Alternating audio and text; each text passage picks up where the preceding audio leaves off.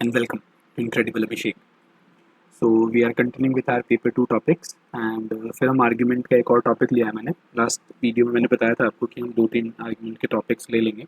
हम ऑलमोस्ट कुछ ऐसे के टॉपिक्स देख चुके हैं, कुछ रिपोर्ट देख चुके हैं, तो ज़्यादा दिन बचे नहीं हैं, तो इसी वजह से हम जो भी इंपॉर्टेंट टॉपिक मुझे लग रहे हैं वो आर्ग्यूमेंट हो वो कुछ भी हो तो मैं उसका ले रहा हूँ। ठीक है, तो वन नेशन वन इलेक्शन ये टॉपिक हमने लिया है, आर्ग्यूमेंट्स में लिया है। आपका ज़्यादा टाइम नहीं यूज़ करते हुए इसको वाइंड अप करेंगे बिकॉज आपको बहुत सारी चीज़ें रिवाइज करनी होंगी अभी। तो जो one nation one election topic है, आपको पता है कि ये लास्ट ऑलमोस्ट 3 ईयर्स से ये एक बहुत ही ज़्यादा कंटेम्प्रेरी अफेयर बन गया है। एवरी नाइन एंड देन ये कभी ना कभी ये टॉपिक आता रहता है, तो इस पर एक डेडिकेटेड आर्ग्यूमेंट बन सकता है, इसमें बहुत प्रोबेबिलिटी है।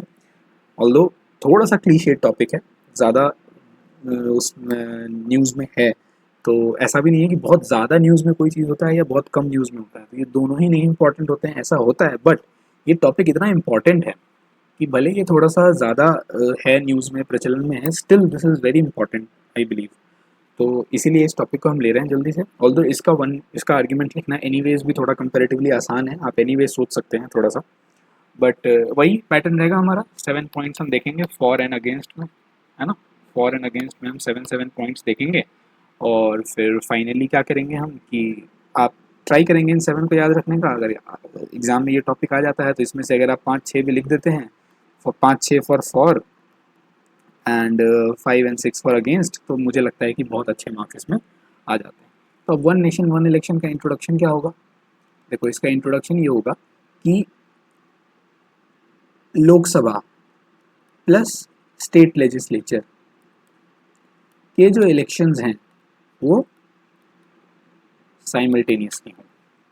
One nation one election theoretically एक ऐसा कंसेप्ट है जो बोलता है कि लोकसभा के इलेक्शंस, जिसको जनरल इलेक्शंस भी बोलते हैं, और स्टेट लेजिस्लेटिव असेंबली के इलेक्शंस को साइमल्टेनियसली एक ही बार किया जाए।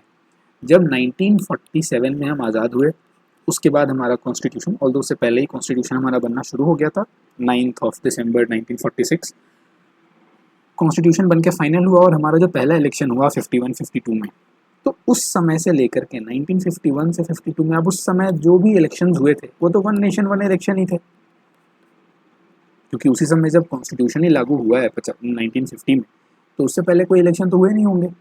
तो ये जो भी था वन नेशन वन इलेक्शन ही था। बट अल्टीमेटली हुआ क्या कि बहुत सारे स्टेट गवर्नमेंट्स जो थे उनको डिसॉल्व किया गया। हमारे कंट्री ने बहुत सारे अनफॉर्चुनेट वॉर्स देखे, कुछ इमरजेंसी देखी, जिसकी वजह से क्या हुआ कि ये जो सिंक था, सिंक मतलब कि दोनों एक साथ जो चल रहा था, कौन सा दोनों, Lok Sabha and state legislative assembly, ये सिंक जो है सो ब्रेक कर गया। और अल्टीमेटली जो है सो अब हर साल, अगर एक साल की बात करी जाए तो एक साल में जो है सो कम से कम 3 से 4 से 5 स्टेट्स के इलेक्शन होते हैं।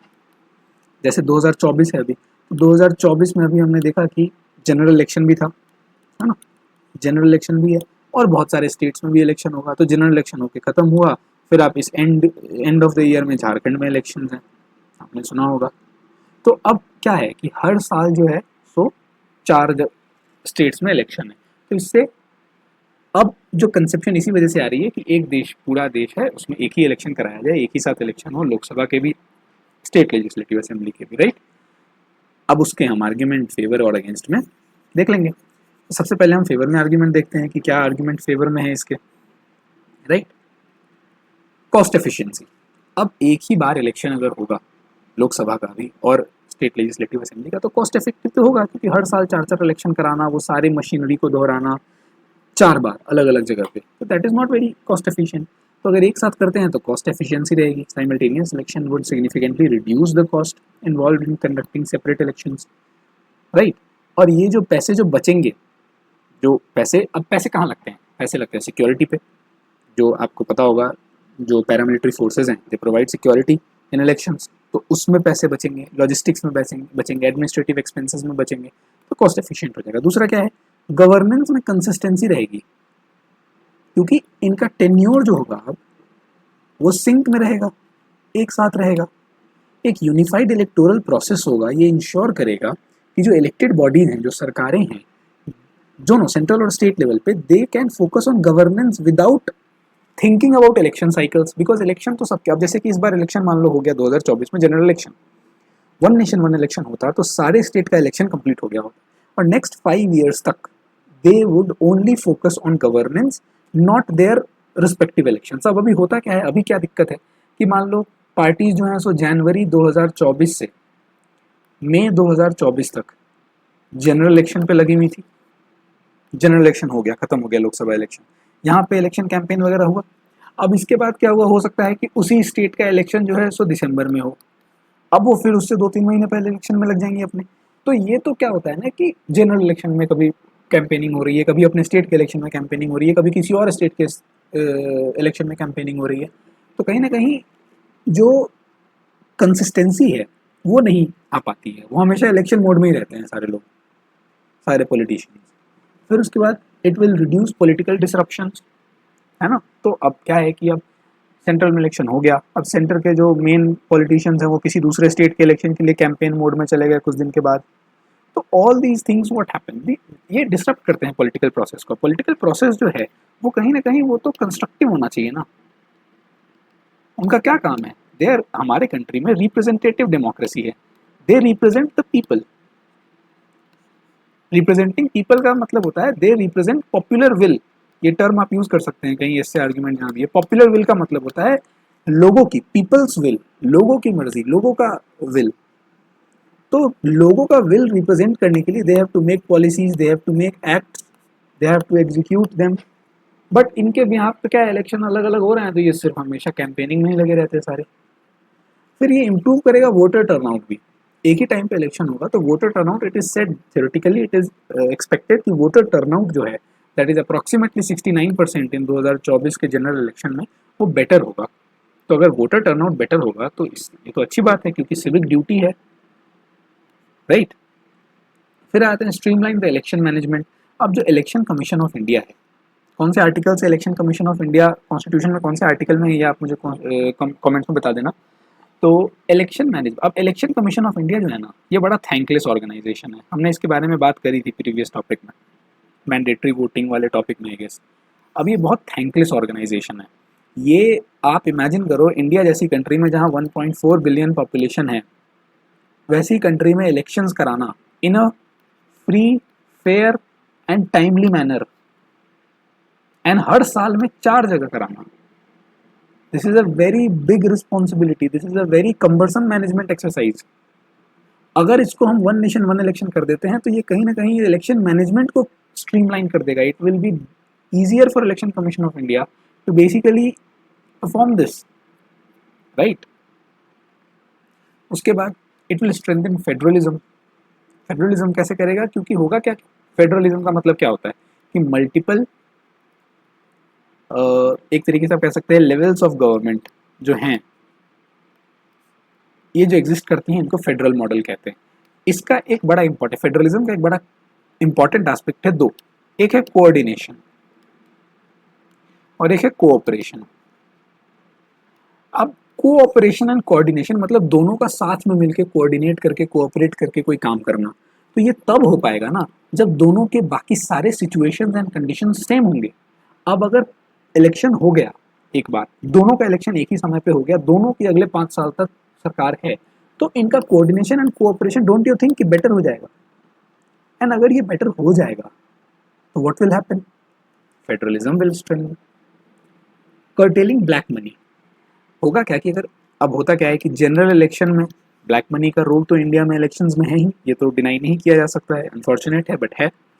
जनरल इलेक्शन में मान लो 2024 में ब्लैक मनी का स्कोप आ गया, फिर 2024 में कुछ यहाँ पे हुआ, फिर उसके बाद कुछ स्टेट का इलेक्शन है वहाँ हो गया, 2025 में किसी और स्टेट के इलेक्शन में हो गया।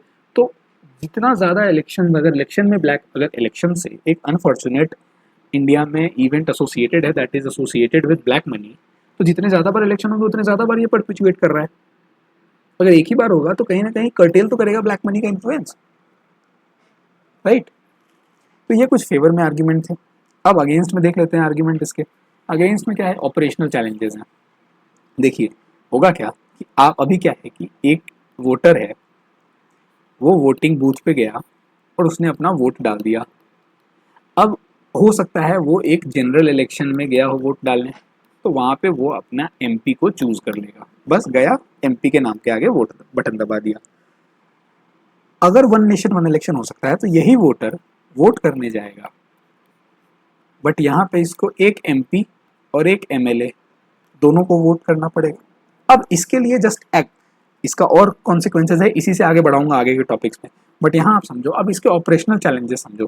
पहले तो ये 2 बार है, तो मान लो 2 ईवीएम, 2 वीवीपैट मशीन, हो सकता है 2 रजिस्ट्रेशन विंडोज जहाँ पे वो रजिस्टर करे एज अ वोटर, क्योंकि वो तो 2 बार वोट दे रहा है ना, एक बार लोकसभा के लिए, एक बार स्टेट लेजिस्लेटिव असेंबली के लिए।